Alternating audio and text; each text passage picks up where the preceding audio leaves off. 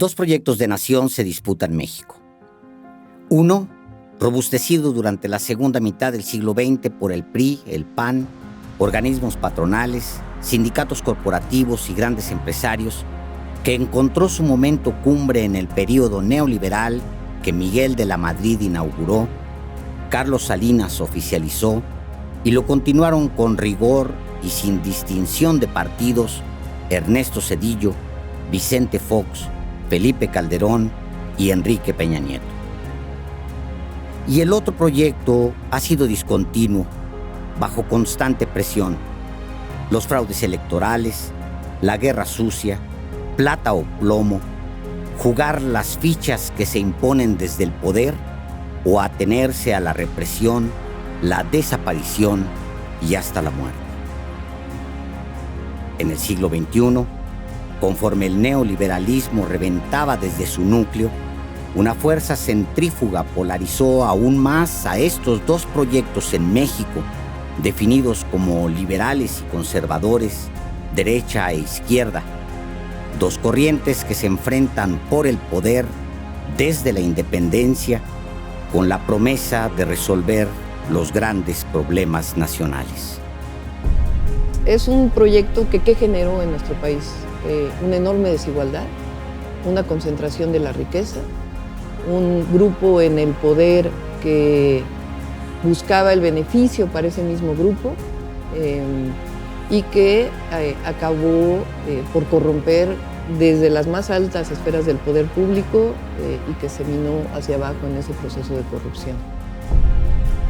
En 1988, Cuauhtémoc Cárdenas encabezó un poderoso movimiento de izquierda que fue frenado en seco por la vieja clase política, los sindicatos patronales, los magnates, parte de la prensa y las élites intelectuales. Fraude electoral, guerra sucia y asesinatos acorralaron a esa fuerza popular. Tuvieron que pasar 5 elecciones presidenciales, 3 décadas, para el triunfo de la izquierda. Después de 3 intentos, Andrés Manuel López Obrador ganó la presidencia de la República con una votación abrumadora. Esta victoria, que despojó de sus privilegios a la élite neoliberal, que afectó las reglas de la política sometida al poder económico y que formalizó la alianza del PAN con el PRI, solo afianzó los dos polos históricos que otra vez se disputarán la nación en 2024. Es revelador que el proyecto antagónico al de López Obrador se haya concebido en la mansión del millonario Claudio X González, a instancias también del presidente del sindicato patronal, Gustavo de Hoyos, y que a la simbiosis del PRI y del PAN se haya unido un partido de izquierda que se corrió a la derecha. Avanzar hacia un acuerdo social sustentado ¿en qué? ¿En qué estaría? Primero, en el ejercicio de democracia directa, las consultas, la participación directa, la transparencia en las conferencias todos los días en la mañana, en un ejercicio de austeridad permanente y a erradicar la corrupción, que en esencia la corrupción es privilegio. Los niveles que tiene México de desigualdad, pregunta muy simple, eres la principal potencia industrial y exportadora de América Latina y tienes 60 millones de personas en la pobreza. ¿Cómo puede ser? Este documental habla de esta disputa por la nación que, encaminada ahora hacia la elección presidencial de 2024, define con más claridad los dos proyectos y los dos bloques que la sustentan. En poco más de 2 meses, entre octubre y diciembre de 2021, conversamos con amplitud con los protagonistas de estos dos bloques y de los que saldrá el próximo presidente o la primera presidenta de México en la historia. Un sistema progresista, social, cultural, regresar a nuestras raíces, abiertos al mundo, porque somos un país en la tierra, abiertos al mundo, pero cuidando lo que somos. Hoy estamos siendo testigos de un cambio a una transición, a una transformación en el país progresista. Eso es maravilloso. Las entrevistas con todas y todos los protagonistas de esta disputa por la nación son de fondo. ¿Cómo definen el proyecto que representan? ¿Cómo valoran a los antagonistas? Y sobre todo, ¿qué proponen a los mexicanos después de la alternancia por la izquierda, a más de la mitad del sexenio y en medio de la larga pandemia que todo alteró? Contrario a lo que normalmente se dice de que el presidente es un populista que se la pasa dando subsidios, pues el presidente ha retirado los subsidios que se le daban normalmente al empresariado clase media y clase alta. Me parece que a un país le urge, por controles, por pesos, por contrapesos y todo, tener una oposición responsable. Los autores de este libro andábamos en los años 20 cuando el muro de Berlín se vino abajo. Fue de tal estruendo aquello que cuesta explicarlo. El fracaso del comunismo soviético enterró por todo el mundo casi cualquier proyecto social que mezclara algunas de estas palabras: proletario, oligarquía, reparto justo, igualdad, lucha de clases, explotadores y explotados.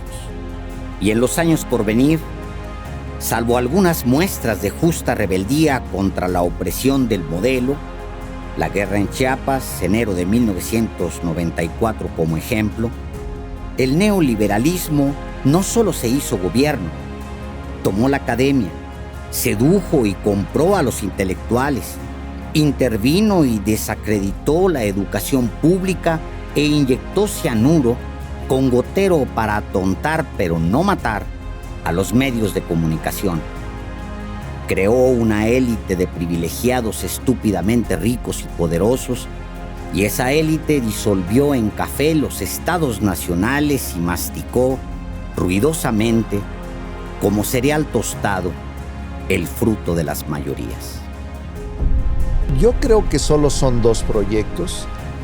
Incluso en la última etapa, el presidente de la República, desde hace años, los ha venido agrupando, los liberales contra los conservadores, o dos equipos o dos grupos, uno contra el neoliberalismo y el otro un proyecto nacionalista. Yo te diría que si nosotros cuidamos de aquí al 24 la unidad, es la mejor garantía para ganar.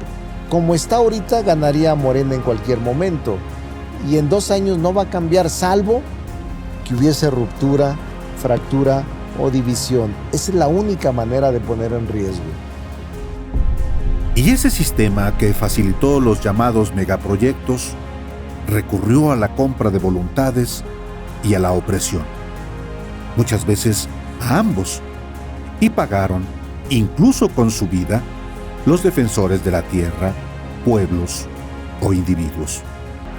La represión de los desposeídos se justificó como necesaria, mientras que la frivolidad de las élites se puso de moda. El progreso que planteó el capitalismo salvaje se financió con pulmones de mineros y con lagos y ríos de comunidades en México o en otras partes del mundo. La escena de mujeres violadas por policías por defender las tierras de sus padres no fue una exclusiva de Atenco, en el Estado de México. Fue, por desgracia, el sello de una era, como lo fue llevar a la portada de las revistas de sociedad el derroche de los cachorros del neoliberalismo. No se está impulsando un proyecto neoliberal, pero digamos las estructuras que se montaron entonces, pues yo diría que en términos generales ahí están. O sea, y esto es lo que sigue generando o provocando que crezca la pobreza. En esta administración pues hay un mayor número de pobres que cuando empezó la administración. Y en el colmo del descaro, formas clásicas de explotación se extendieron en sociedades que se presumieron cada vez más democráticas, modernas y liberales.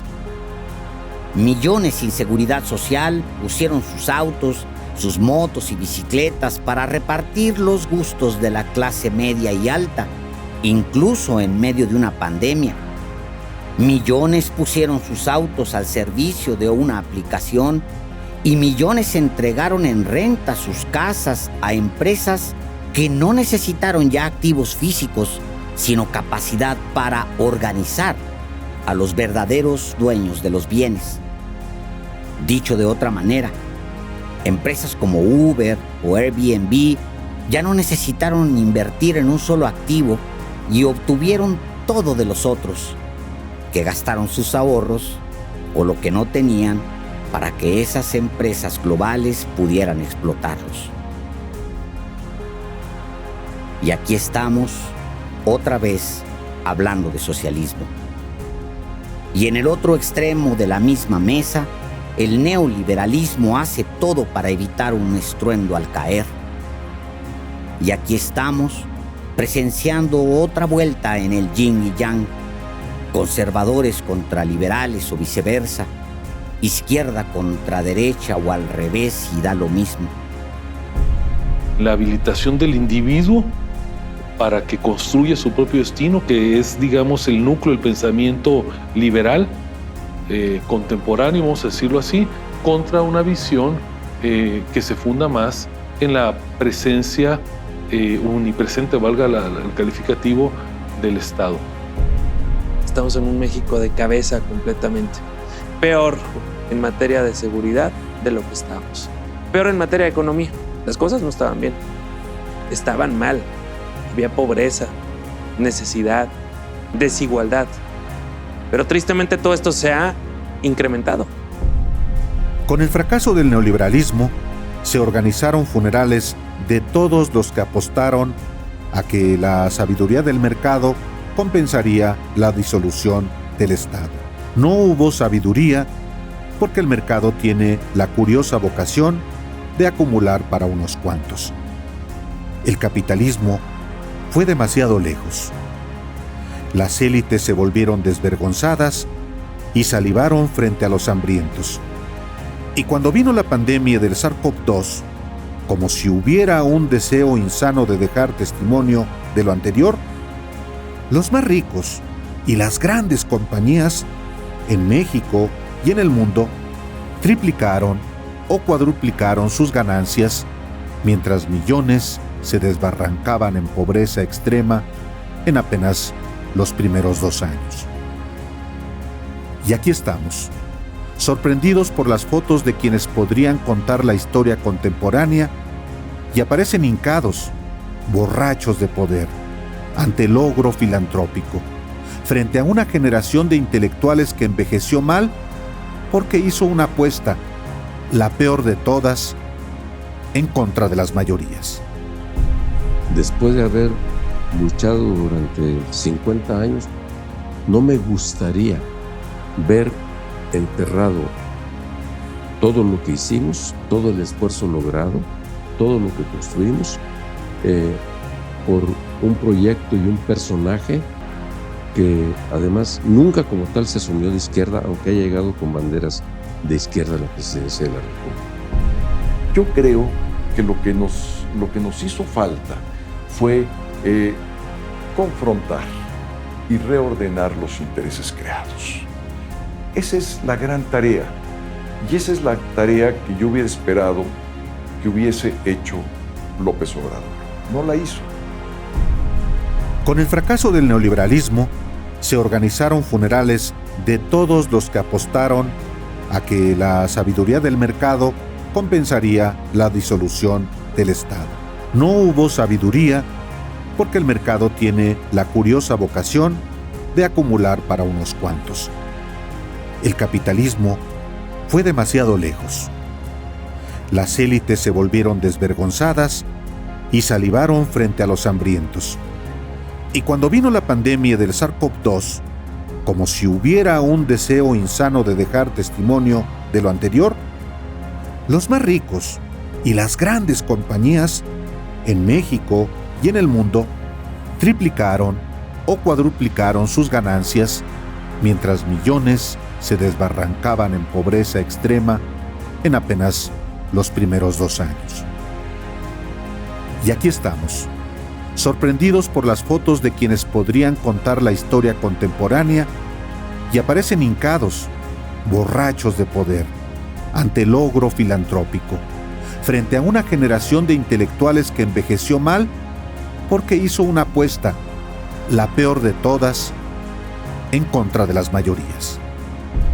Pero yo creo que México no aguanta más del 2024. Es un momento de mucha seriedad y de mucha responsabilidad, de mucha humildad para que estos personalismos de todos nosotros los que estamos involucrados o nos han sido llamados de alguna otra forma a participar en el 2024, tengamos esa sensibilidad para darnos cuenta de que este país no aguanta más y que tenemos que encontrar un punto de convergencia en esta sociedad hoy en día tan polarizada. Queda por opción la mejor, la de siempre. Que la historia se cuente sola, que hablen los protagonistas en ella, porque los testigos que podían hacerlo se emborracharon y quedaron comprometidos. Y de esto va este documental.